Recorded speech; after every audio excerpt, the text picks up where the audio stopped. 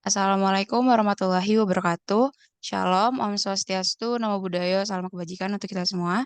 Kami ucapkan terima kasih kepada Bapak Rahmat Sufajar, SIP MSI, selaku dosen dari mata kuliah pengantar ilmu politik, yang telah memberikan kami kesempatan untuk melakukan presentasi secara online dalam rangka memenuhi tugas 2 mata kuliah pengantar ilmu politik. Jadi pada kesempatan kali ini, kami dari kelompok 6R03 mata kuliah pengantar ilmu politik akan mempresentasikan materi ke-15 yang berjudul Ideologi Politik. Boleh di next. Namun sebelum kami mulai ke presentasinya, izinkan kami memperkenalkan diri terlebih dahulu. Diawali dengan saya Safiera Nandasinayangsih, selaku moderator pada presentasi kali ini. Kemudian ada rekan-rekan saya. Saya Januar Salmanur Aini. Saya Yasmin Fatimah Zahra.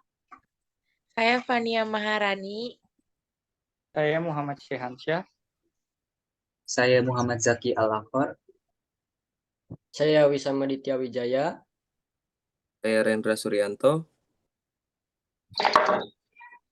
Saya Zaki Al-Rashid. Baik, boleh di next.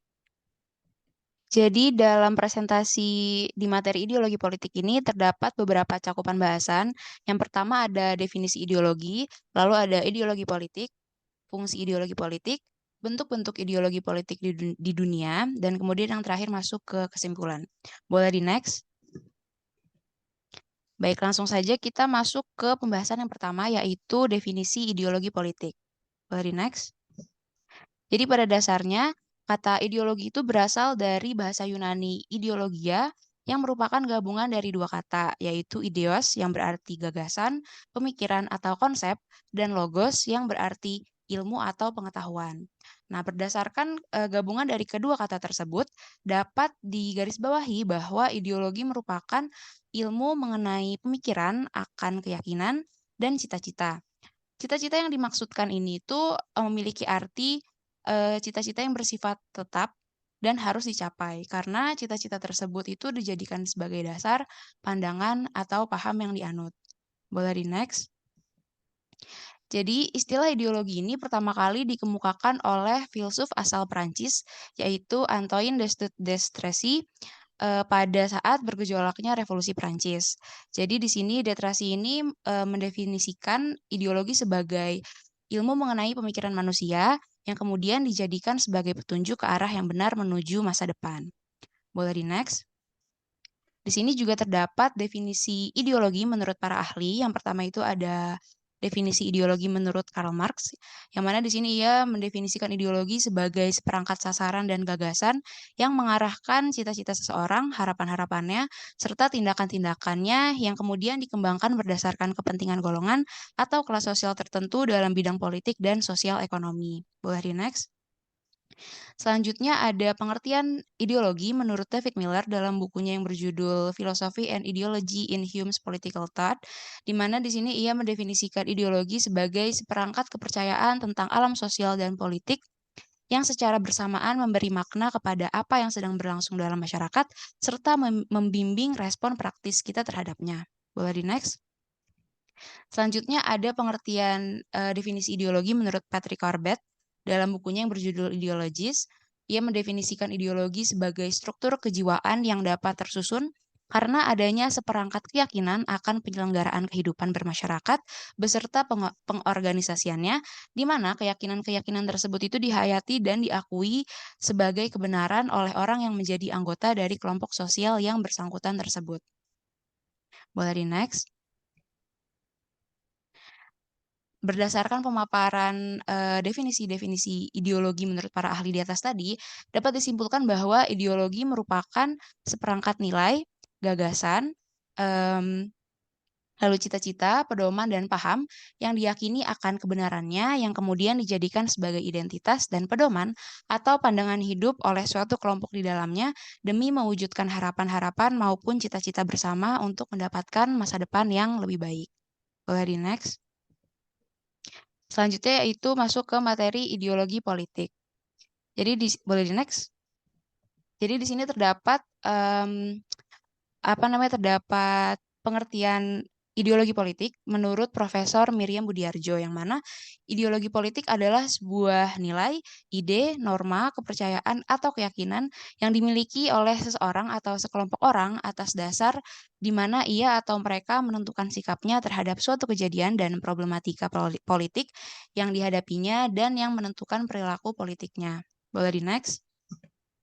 Nah, ideologi politik ini pada suatu sistem tatanan negara itu ada karena adanya nilai-nilai ataupun ide-ide tertentu yang akhirnya membentuk cara berpikir atau cara berperilaku politik seseorang atau masyarakat hingga kemudian diterapkan dalam kehidupan bermasyarakat dan bernegara tersebut. Boleh di next? Jadi ideologi politik ini itu berperan penting dalam perwujudan tatanan politik dalam suatu negara, dan tentunya setiap negara itu menganut ideologi politik yang berbeda-beda karena tentunya setiap negara itu memiliki paham ideologi politiknya masing-masing. Nah, ideologi politik dalam suatu negara ini berisikan ide-ide dan prinsip-prinsip yang diyakini oleh suatu negara tersebut dalam berpolitik, yang mana menjelaskan tentang bagaimana seharusnya mengatur kekuasaan dan bagaimana seharusnya kekuasaan itu dilaksanakan. Ideologi politik juga dijadikan sebagai landasan dalam bertindak, serta berisikan suatu rencana atau tindakan dalam pembuatan kebijakan-kebijakan dalam suatu susunan tatanan negara. Biasanya ideologi politik ini itu membahas tentang dirinya dalam mengatur sistem kekuasaan, serta bagaimana seharusnya kekuasaan itu dilaksanakan. Boleh di next? Baik, selanjutnya yaitu masuk ke materi fungsi ideologi politik yang akan dibawakan oleh rekan saya, Zaki. Silakan. Ya, boleh di next. Ideologi sebagai suatu sistem yang dipercaya atau diyakini oleh masyarakat mempunyai fungsi bagi setiap negara. Beberapa fungsi ideologi tersebut diantaranya, yang pertama fungsi etis. Yang dimaksud dengan ideologi sebagai fungsi etis yaitu di mana ideologi mempunyai peran sebagai pedoman bagi setiap perilaku dan sikap masyarakat dalam berbangsa dan bernegara. Yang kedua, ideologi sebagai fungsi integrasi.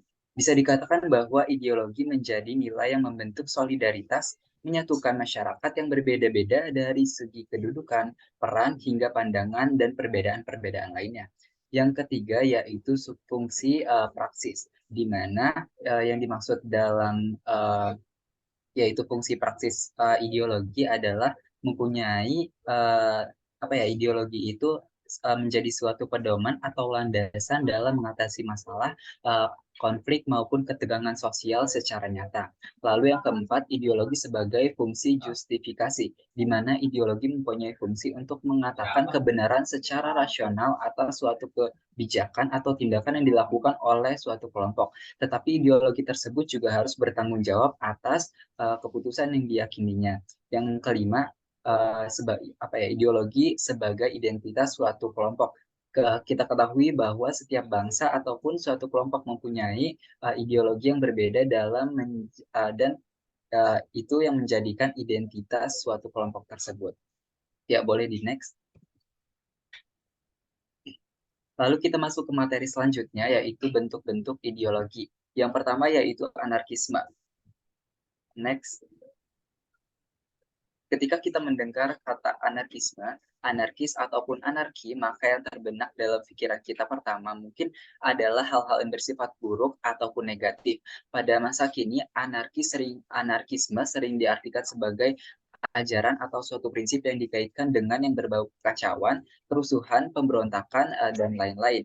Seperti halnya juga anarkisme, para anarki yaitu sebuah penganut ideologi anarkisme juga sering diartikan sebagai para pemberontak, pengacau, pengerusuh, dan lain sebagainya yang menimbulkan kerusuhan.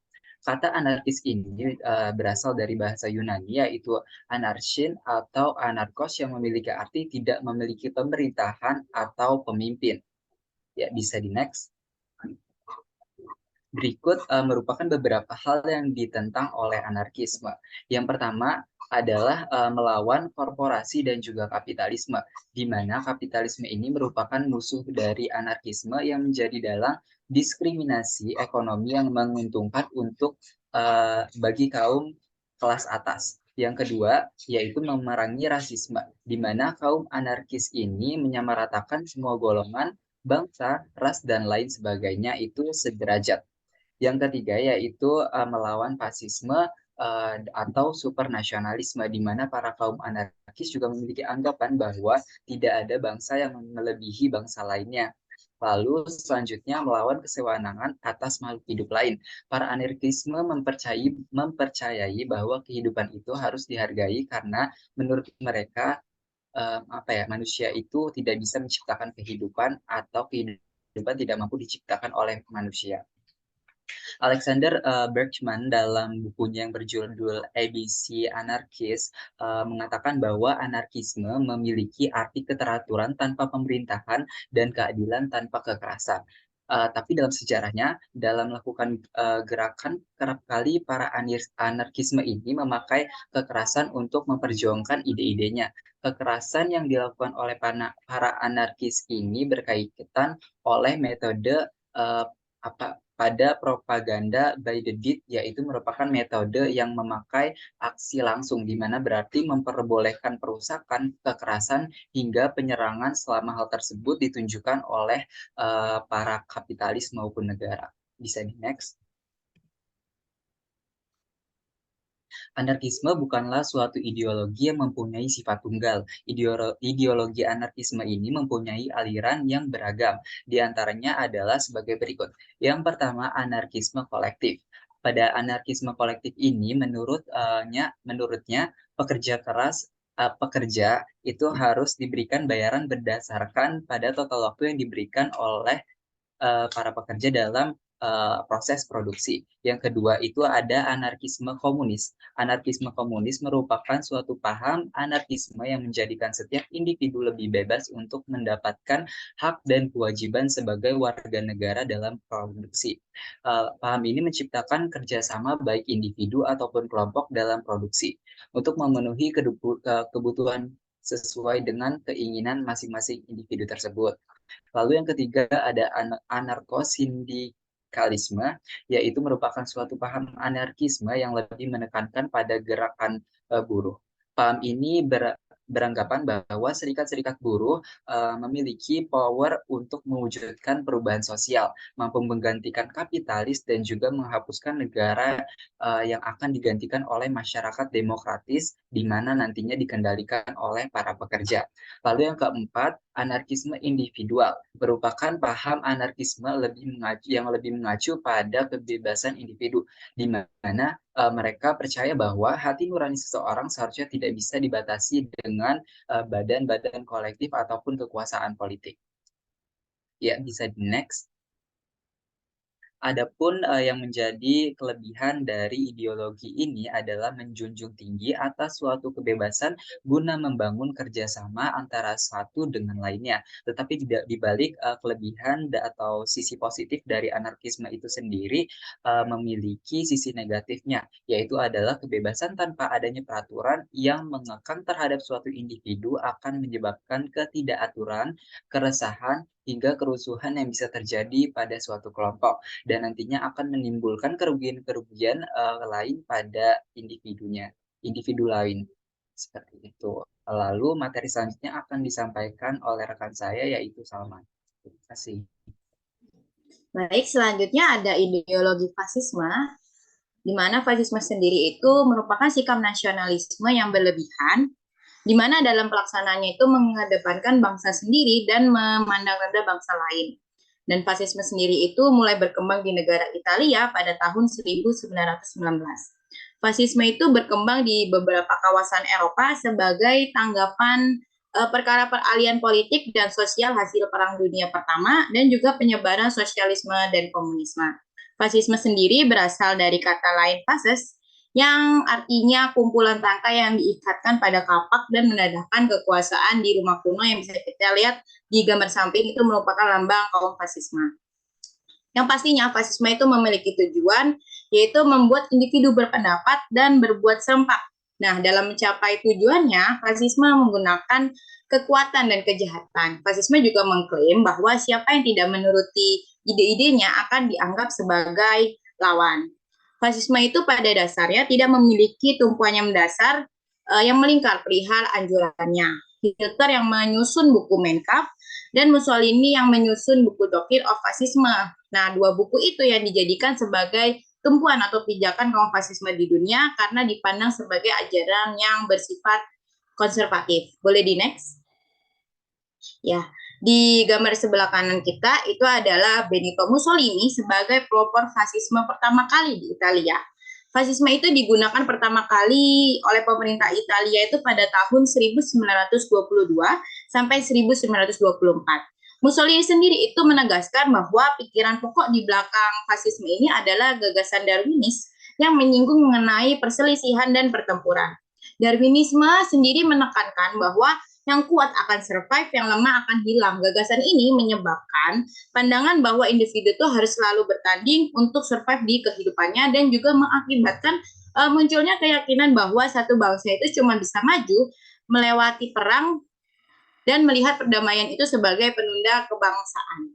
Lalu ada 7 faktor utama fasisme menurut Eberstein. Yang pertama itu ketidakpercayaan terhadap kemampuan nalar, yang kedua pengingkaran derajat kemanusiaan, yang ketiga kode perilaku yang didasari kejahatan dan kecurangan, yang keempat ada pemerintah oleh kaum terpandang, yang kelima totalitarisme, yang keenam ada rasialisme dan imperialisme, dan yang terakhir ada fasisme itu mempunyai faktor melawan hukum dan ketertiban nasional. Boleh di next? Dalam ekonomi fasisme, Emsen ini mencirikan sebagai negara yang sebagian besar ekonomi itu dikendalikan oleh pemerintah. Jadi dalam menata koalisi modal dan buruh, para buruh ini dipantau untuk memperoleh penguasaan. Dengan begitu, si negara ini memiliki fungsi sebagai kelompok penengah. Lalu selepas terjadinya Perang Dunia Kedua, ideologi fasisme ini seolah-olah berakhir, tapi yang terjadi tentunya tidak seperti itu. Gugurnya Mussolini dan Hitler tidak mengartikan bahwa si fasisme ini hilang. Kepercayaan bahwa fasisme ini sudah hilang semata-mata itu untuk meneruskan pertumbuhan kaum fasisme yang baru. Salah satu bentuk kebangkitan fasisme adalah neo-Nazi di tahun 1990-an. Di Indonesia juga ada paham fasisme, tetapi tidak sampai tataran negara, hanya berbentuk organisasi yang didirikan pada tahun 1933. Selanjutnya akan dijelaskan oleh Muhammad Syansah, silakan. Terima kasih. Baik, selanjutnya saya akan melanjutkan bentuk ideologi dunia dalam paham konservatisme. Kata konservatisme ini merupakan suatu kata yang berasal dari bahasa Latin, yakni conservare yang berarti melestarikan atau menjaga. Konservatisme dalam artian merupakan suatu paham dengan penganut yang hendak menjaga serta mempertahankan tradisi yang sudah terjadi turun-temurun atau yang sudah ada. Konservatisme ini sebenarnya bukan merupakan sebuah kepercayaan, akan tetapi konservatisme merupakan sebuah pemikiran atau sudut pandang bagi penganut yang memiliki buah pikiran konservatif. Penganut paham konservatisme ini memiliki dua penganut yang berbeda dalam mempertahankan paham yang ada, yaitu kaum status quo dan kaum reaksioner. Dalam hal ini, kaum status quo ini merupakan paham yang ingin mempertahankan tradisi yang sudah ada, sedangkan kaum reaksioner ini paham yang ingin mengembalikan tatanan sosial ke zaman dahulu. Boleh di next? Selanjutnya, kata konservatisme ini awal mula digunakan dalam suatu politik pertama kali dicetuskan oleh politikus Prancis bernama Francois de Chateaubriand di tahun 1819 setelah kekalahan Napoleon dalam perang melawan Prusia dan Rusia. Konservatisme ini pernah disebut juga oleh seorang politikus Irlandia bernama Edmund Burke, seorang anggota Partai Whig yang menentang revolusi Prancis dan mendukung monarki konstitusional yang kerap gagasannya banyak menjelaskan mengenai konservatisme. Boleh di next?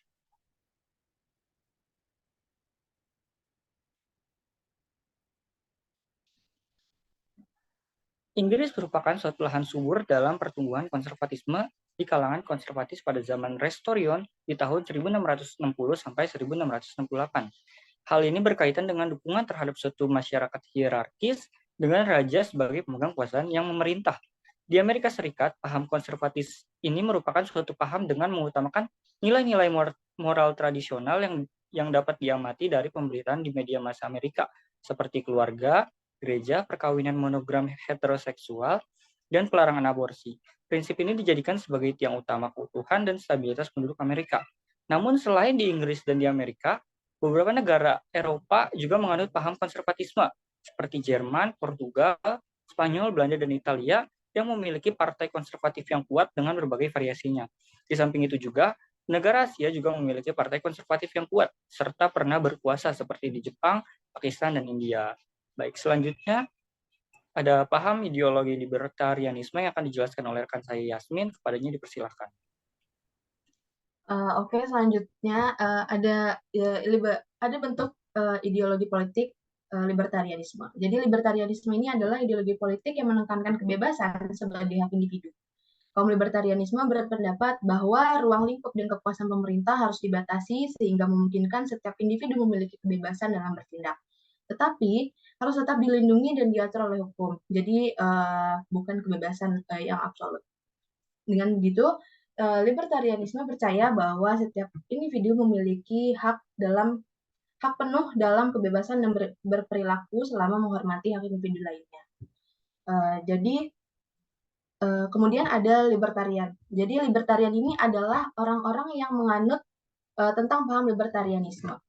Libertarian sendiri adalah orang-orang yang mampu konsisten dalam mempertahankan prinsip dan kebebasan dan mampu bekerja sama dengan kelompok lain dalam melawan isu-isu tentang kebebasan individu, perdamaian, dan pembatasan kekuasaan pemerintah. Kemudian istilah libertarian ini digunakan pertama kali oleh para ahli filsafat pada akhir abad ke-18 yang mempercayai kehendak bebas atau free will dalam menolak determinisme. Selanjutnya terdapat beberapa faktor esensial dalam pemahaman libertarianisme yang berlawanan dengan ideologi kolektif. Yang pertama itu keutamaan manusia yang memiliki nilai moral tertinggi daripada golongan kolektif sama halnya dengan bangsa, kelas sosial, dan etnis. Yang kedua, kewenangan pada masing-masing individu dan individualis demi mencari kebahagiaan dengan cara mereka sendiri. Kemudian yang ketiga, hak kepemilikan pribadi dan mekanisme pasar diambil dari prosedur serta ketentuan secara aman, pengambilan hasil keputusan dilaksanakan secara menyeluruh dan seluruh individu ikut andil dalam mengambil kesepakatan. Kemudian yang keempat, ada rasa tulus menjadi hal terpenting dalam menjalin hubungan, seperti dalam keluarga, kelompok agama, tetangga, mendirikan bidang usaha, membentuk perkumpulan kerja, beragam ikatan yang satu sama lain. Ikatan ini menjadi wadah bagi seseorang untuk bertemu dengan orang-orang yang berkedudukan sama. Yang kelima adalah skeptisisme dan kewaspadaan kepada negara dan kekuasaan terkonsentrasi di militer dan administrasi negara. Kemudian akan dilanjutkan oleh teman saya, Wisa. Ya, baik. Teori liberalisme sosialis yang mengunjungi tinggi kebebasan individu telah disempurnakan menjadi neoliberalisme. Ekonomi neoliberal mengambil pendekatan materialistis dengan memusatkan perhatian pada ilmu ekonomi. Dengan harapan keadaan ekonomi akan tetap statis. Kondisi pasar dalam hal harga dan barang yang dijual. Baik, dilanjut. Neoliberalisme kelebihan dan kekurangannya yaitu untuk kelebihannya pertumbuhan ekonomi yang tinggi karena tidak ada batasan investasi dan setiap orang bebas berinvestasi. Efek multiplier atau dalam kurung stimulus kenaikan UMR meningkat daya beli dari masyarakat. Dan untuk kekurangannya kurangnya regulasi sebagai akibat dari kurangnya kontrol pemerintah yang kuat akan menguasai yang lemah, sedangkan yang lemah akan ditindas dan dijadikan objek pencari keuntungan yang sangat besar. Akibatnya masyarakat menjadi konsumtif dan berakhir dengan utang. Selanjutnya, postmodernisme. Lanjut ke postmodernisme. Pada dasarnya postmodernisme dianggap salah satu istilah yang cukup terkenal pada abad ke-20. Sejarahnya, istilah ini keluar dari lanjutan dari arti modernisasi, tepatnya pada tahun 1930 dengan salah satu tokoh yang terkenalnya yaitu Federico Daunis. Lanjut. Nah, postmodernisme sendiri adalah suatu ide baru yang menolak ataupun yang termasuk dari pengembangan suatu ide yang telah ada tentang teori pemikiran masa sebelumnya, yaitu paham modernisme, yang mencoba untuk memberikan kritikan-kritikan terhadap modernisme yang dianggap telah gagal dan bertanggung jawab terhadap kehancuran martabat manusia. Ia merupakan pergeseran ilmu pengetahuan dari ide-ide modern menuju pada suatu ide yang baru dibawa oleh postmodernisme itu sendiri. Lanjut. Nah, berikut ciri-ciri postmodernisme. Yang pertama, memfokuskan dalam pandangan sosial dan hubungan sosial dalam masyarakat, bukan dalam pandangan ekonomi. Yang kedua, lanjutan terhadap istilah modernisme itu sendiri. Selanjutnya akan disampaikan oleh rekan saya, Rendra.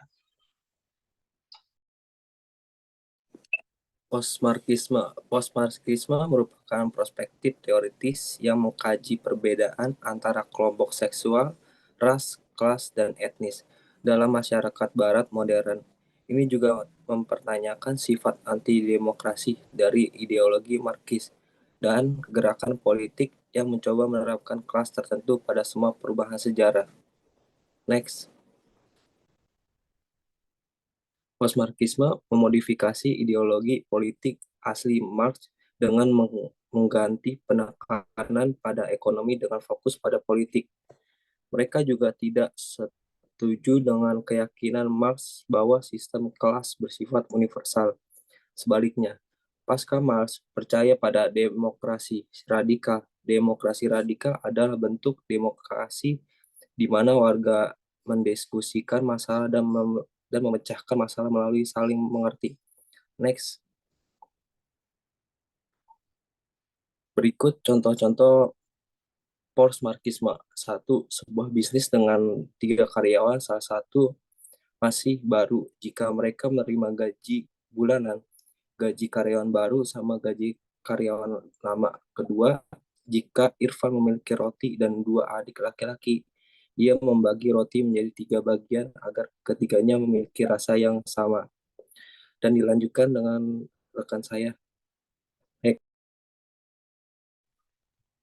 Demokrasi sosial. Demokrasi sosial adalah ide atau gagasan tentang bagaimana mengatasi kekurangan dan kelemahan demokrasi liberal. Istilah demokrasi sosial ditemukan oleh Herbert Marcuse yang dengannya dia mengklarifikasikan diri di kubu sosialis. Meskipun Marcuse juga sangat kritis terhadap sosialisme Marxis, Marcuse memposisikan dirinya menjadi pejuang untuk demokrasi sosialis atau demokrasi massa. Next. Demokrasi sosial kebebasan. Kebebasan tuntutan debat kebebasan untuk sosial demokrasi yaitu 1. Kebebasan individu dan kebebasan untuk berpartisipasi aktif dalam keputusan sosial harus dijamin secara konsisten. 2. Kebebasan mensyaratkan bahwa setiap orang hidup dalam kebebasan. Demokrasi keadilan. Keadilan tampaknya menjadi konsep yang membutuhkan banyak hal secara individu. Seseorang mungkin merasa tidak adil, meskipun hal itu terjadi secara objektif pembagian yang adil, atau barang-barang kekayaan dan lain-lainnya. Next. Demokrasi sosial. Sosialitas dapat mengambil bentuk-bentuk eksklusi dan diskriminatif yang sempit. Misalnya dalam pemikiran ekstrem kanan, faktanya ketidaktaatan terjadi ketika kohesi sosial didasarkan pada diskriminasi terhadap minoritas dan kelompok lain. Tuntunan demokrasi sosial berdasarkan solidaritas. 1. Solidaritas dapat sebagai perekat sosial masyarakat jika didukung oleh suatu institusi atau sistem, tetapi tidak didukung oleh pencetus. 2. Dalam sosial demokrasi, agar perlu dikaji bagaimana negara dan institusi sipil mempengaruhi penguatan solidaritas. Next, selanjutnya. Baik, Selanjutnya yaitu adalah ideologi utilitarianisme.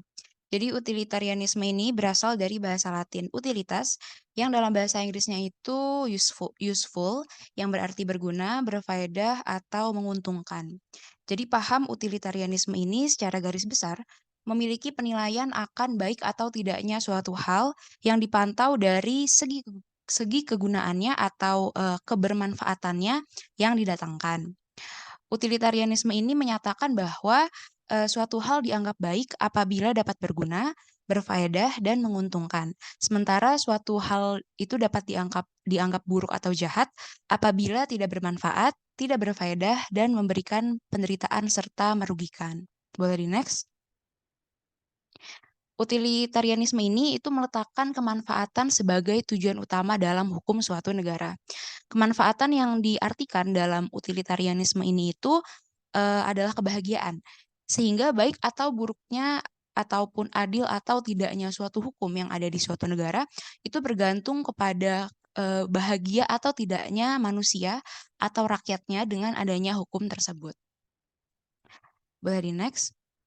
Utilitarianisme ini merupakan salah satu konsep keadilan berbasis modern yang muncul pada pertengahan abad ke-17 hingga abad ke-18. Yang mana utilitarianisme ini itu bisa ada karena adanya kritik akan sistem hukum di Inggris yang kala itu dirasa kuno, korup, feodal, tidak adil, dan hanya mementingkan kelompok kerajaan saja. Salah satu tokoh pemikir utama yang mengemukakan konsep utilitarianisme ini adalah Jeremy Bentham, yang merupakan seorang filsuf utilitarian asal Inggris. Jadi atas dasar inilah yang mendorong Jeremy Bentham untuk melakukan reformasi dengan merumuskan cara terbaik dalam menyusun kembali sistem yang tak berkeadilan tersebut dalam bentuk peraturan moral yang konvensional, serta dapat diasosiasikan oleh masyarakat, termasuk kaum kelas bawah sekalipun. Boleh di next? Di sini Jeremy Bentham memiliki prinsip yaitu the greatest happiness of the greatest number, atau kebahagiaan terbesar dari jumlah orang terbesar, yang kemudian ini dijadikan sebagai jargon dari paham utilitarianisme tersebut. Jadi paham utilitarianisme ini itu menuntut adanya usaha dari setiap manusia demi mencapai kebahagiaan sebesar-besarnya dari semua orang. Jadi bukan setiap orang mengusahakan kebahagiaannya sendiri, yang mana memiliki arti kebahagiaan dan kesejahteraan dalam masyarakat itu harus bisa dinikmati oleh semua kalangan masyarakat tanpa terkecuali. Jadi di sini Bentham ingin setiap individu itu memiliki sikap simpati terhadap individu yang lainnya agar dapat tercipta serta terwujudnya kebahagiaan individu dan kebahagiaan masyarakat. Boleh di next? Jadi prinsip dari Jeremy Bentham ini, yang mana prinsipnya the greatest happiness of the greatest number ini, itu dijadikan sebagai asas atas tindakan-tindakan individu ataupun kebijakan pemerintah dalam negara untuk rakyatnya. Jadi menurut boleh next? Jadi menurut Jeremy Bentham ini, dalam penyelenggaraan tatanan hukum negara itu tentunya dibutuhkan kebijakan dari pemerintah yang digunakan demi menunjang dan mewujudkan kebahagiaan seluruh rakyatnya tanpa terkecuali. Nah, untuk dapat mewujudkan kebahagiaan untuk rakyat tersebut, maka dibutuhkan sebuah perundang-undangan dalam suatu negara yang mana perundang-undangan tersebut harus mencapai 4 tujuan. Yang pertama, itu ada to provide subsistence atau memberi nafkah hidup. Yang kedua ada to provide abundance atau memberi nafkah makanan yang berlimpah. Kemudian yang ketiga ada to provide security atau untuk memberikan perlindungan, dan yang terakhir ada to attain equity atau untuk mencapai persamaan. Boleh di next? Nah, selain Jeremy Bentham juga terdapat tokoh utilitarianisme lainnya, yaitu John Stuart Mill, yang mana ia berpendapat bahwa tujuan utama dari suatu kebijakan dalam negara itu harus mengoptimalkan utilitas atau kebahagiaan atau kebermanfaatan mayoritas masyarakat. Hal ini karena setiap individu tentunya memiliki tujuan kebahagiaan yang berbeda-beda. Maka dengan demikian, kebahagiaan milik yang paling banyaklah atau masyarakat yang lebih esensial atau lebih penting dibandingkan dengan kebahagiaan milik yang paling sedikit atau individu. Boleh di next? Baik, selanjutnya kita masuk ke kesimpulan yang akan dibawakan oleh Salma, Yasmin, dan Sean. Silakan. Jadi kesimpulan yang bisa diambil dari pemaparan materi di atas yang pertama adalah ideologi merupakan seperangkat nilai, gagasan, cita-cita, pedoman, dan paham yang diyakini akan kebenarannya yang kemudian dijadikan sebagai identitas dan pandangan hidup oleh suatu kelompok di dalamnya demi mewujudkan harapan-harapan maupun cita-cita bersama. Biasanya, ideologi berhubungan dengan pola pikir politik atau politik suatu negara yang sedang dijalankan. Ideologi yang dijalankan oleh suatu negara ini didasarkan oleh nilai-nilai yang dianggapnya benar. Oke, selanjutnya akan dibawakan oleh Salma. Lalu untuk kesimpulannya kedua, ideologi politik itu merupakan sebuah ide dan prinsip-prinsip yang diyakini oleh suatu negara dalam menjalankan kehidupan bernegara yang mana menjelaskan tentang bagaimana seharusnya kekuasaan itu diatur serta bagaimana harusnya aturan tersebut dijalankan. Ideologi politik dijadikan landasan dalam bertindak serta berisikan rencana atau tindakan dalam pembuatan kebijakan-kebijakan dalam tatanan negara dan dalam mengatur sistem kekuasaan serta bagaimana seharusnya kekuasaan itu dilaksanakan. Selanjutnya dilanjutkan oleh Sean. Baik, kesimpulan terakhir dari pemaparan materi yang telah dijelaskan adalah ideologi politik yang dijalankan oleh suatu negara dilandasi oleh nilai-nilai yang dianggapnya benar, sehingga ini sangatlah memungkinkan bahwasannya setiap negara tentunya akan memiliki ideologi politik yang berbeda-beda. Ideologi politik yang dibahas dalam pemaparan materi kali ini adalah ideologi politik anarkisme, fasisme, konservatisme, libertarianisme, neoliberalisme, postmodernisme, postmarxisme, demokrasi sosial, dan terakhir utilitarianisme. Selanjutnya saya kembalikan kepada moderator. Baik, itu dia tadi pemaparan materi seputar ideologi politik pada materi ke-15 mata kuliah pengantar ilmu politik. Kami ucapkan terima kasih. Terima kasih. Assalamualaikum warahmatullahi wabarakatuh.